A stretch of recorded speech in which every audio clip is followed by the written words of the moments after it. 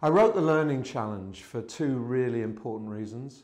The first was that I was going around the world and I realised that there was something tumultuous going on in corporate learning and HR generally. Basically, the people agenda in companies was changing dramatically, and I wanted to capture that. So I wanted to try to get it down and shape it and analyse it and show that it was happening and show how it was happening.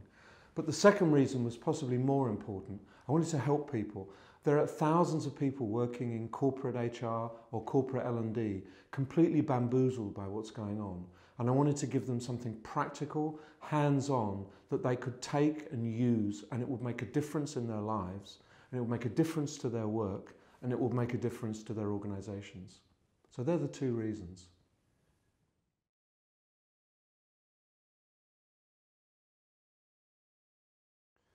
There are maybe 3 or 4 big trends in corporate learning and corporate HR around the world, which I'll share with you. The first is increasing personalisation.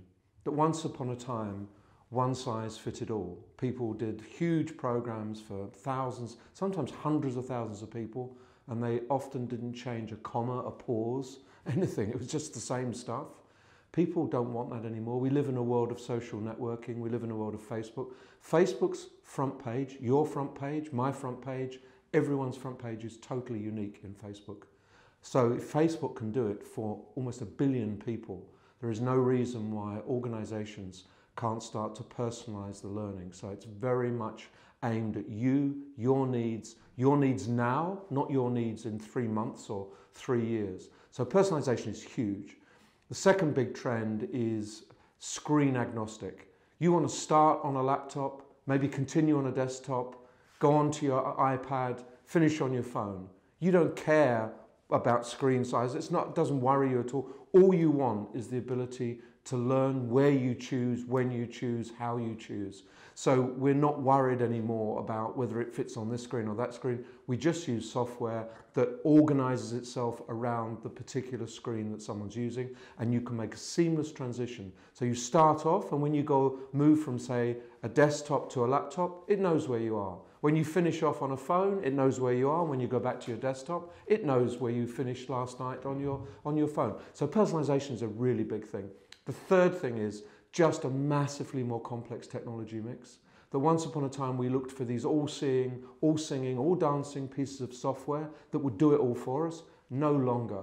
We're looking at little apps and we're plugging them together and we're seeing if it works. If it doesn't work, throw away one app, we plug in another app. So we end up with really interesting, much more complex, but much more personal and much more effective learning environments in organizations.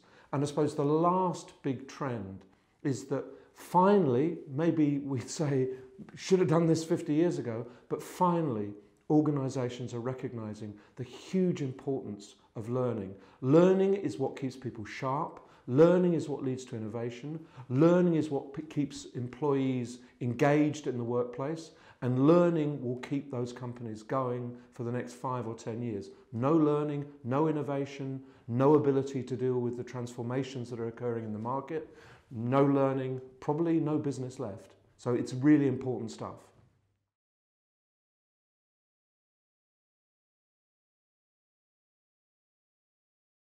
I suppose if I can give one piece of advice, I'd probably put a few brackets around the second piece, but the one piece of advice I'd give someone is don't just get trapped in the tactical. Don't just get trapped in the day-to-day, sweeping up the rubbish, putting things in boxes, doing processes, doing your job. Think big, think strategic. So even if you're a junior member of the team, start to think about what big changes are occurring, what difference you can make in a broader context than just your simple job. And remember that some of your thoughts and ideas can end up tomorrow's solutions and tomorrow's operations. So I always say to people, you need to spend most of your time fixing the day-to-day. You can't ignore that. But you should start thinking about how you can improve the day-to-day. But above all, you should spend maybe only half an hour or an hour a week thinking about 4 years, 5 years' time. Where do I want to be? How could I really change the way we do things in this place? How can I make the people agenda transformed, not just improved? So be strategic.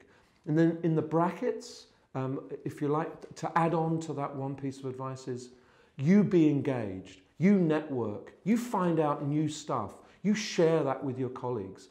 Be a person who's a player in this market. If you've chosen to work in HR or learning, know what's going on in HR and learning and be the person who knows about it. You'll get noticed. This will help your career, but it can also invaluably help your colleagues and it can help your company.